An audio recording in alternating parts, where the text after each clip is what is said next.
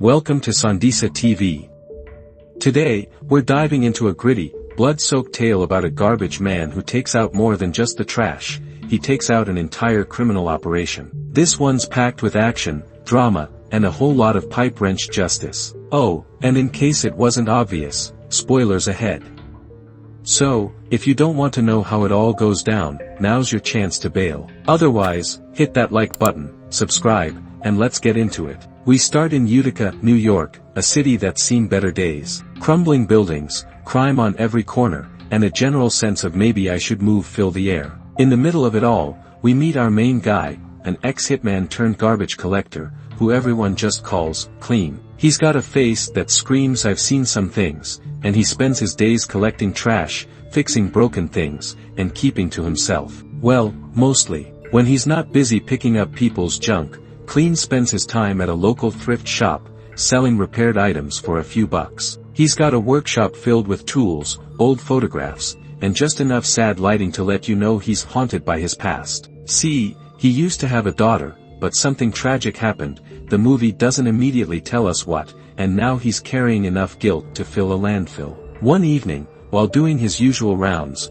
Clean rolls up to a seafood restaurant owned by a local crime boss named Michael. Now, if you've ever seen a crime movie, you already know that a seafood restaurant is never just a seafood restaurant, it's always a front for something shady. Sure enough, Michael is in the middle of a drug deal with his crew when Clean unknowingly pulls up. He doesn't say much, just watches from a distance like a guy who's seen way too much already. Michael notices him but doesn't seem too concerned. Yet, the next morning, we meet Dianda, a teenage girl in the neighborhood who Clean has taken a liking to, not in a creepy way, don't worry. He sees her as a reminder of the daughter he lost, and he tries to look out for her. When he learns that her school bus route has been cut, he offers to drive her to school himself. Later, he even fixes up an old bike and drops it off at her house. Her grandmother, Ethel, isn't too thrilled about this random garbage man playing fairy godfather, but when Clean insists he's just trying to save himself, she lets it slide.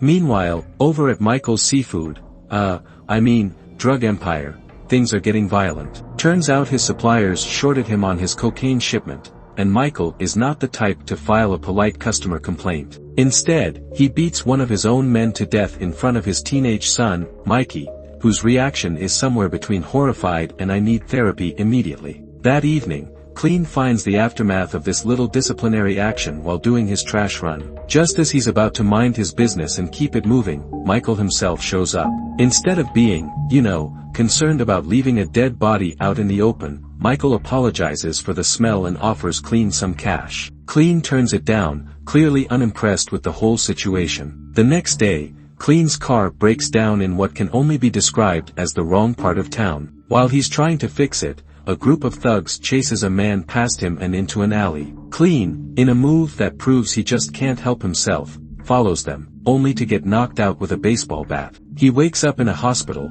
refuses the doctor's medication, and stumbles back home like a guy who's had way worse days. Later, Clean spots Dianda hanging out with some very not wholesome company. He warns her to go home, but she gives him the classic teenager response, "You're not my dad, stay out of my life." The thugs start getting aggressive, but Dianda, realizing things might get messy, reluctantly leaves. Meanwhile, at the Michael household, father and son have a heartwarming bonding moment. Just kidding, Michael screams at Mikey for not helping with the family business, and Mikey responds by pulling a knife on his dad before running away. You love to see healthy parent-child relationships.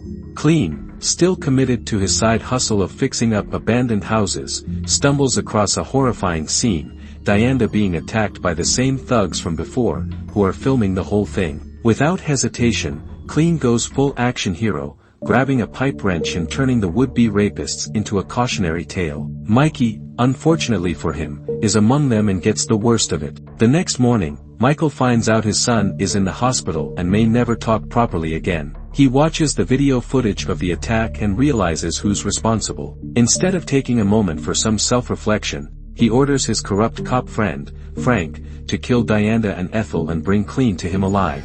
Sensing danger, Clean tries to get Dianda and Ethel out of town, but Frank and his fellow dirty cops are hot on their tail. In a tense chase scene, Clean evades them but not before his car starts falling apart. They take refuge in a diner, but Michael's goons arrive moments later. What follows is a brutal close-quarters fight, with Clean dispatching them one by one like a man who has definitely done this before. They stop at a motel, where Ethel, instead of thanking Clean for saving their lives, blames him for everything that's happened. Clean, once again carrying the weight of the world, promises to set things right. He returns home and gears up for war. Back at Michael's mansion, Frank learns from another officer that Clean isn't just some regular garbage man. He's a legendary assassin known as the Grim Reaper. Oh, so now they're worried.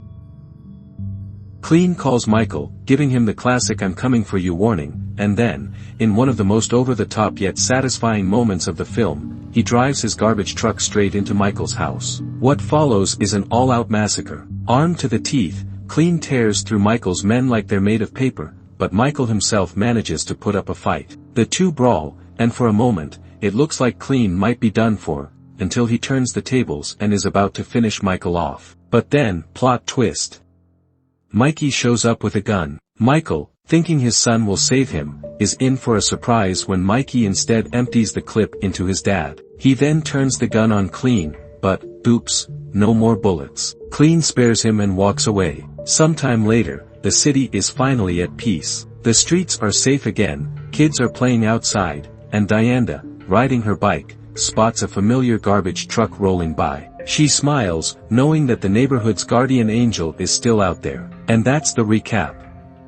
Let me know in the comments, did you like this one? And if you want more action-packed recaps, be sure to like and subscribe. See you next time.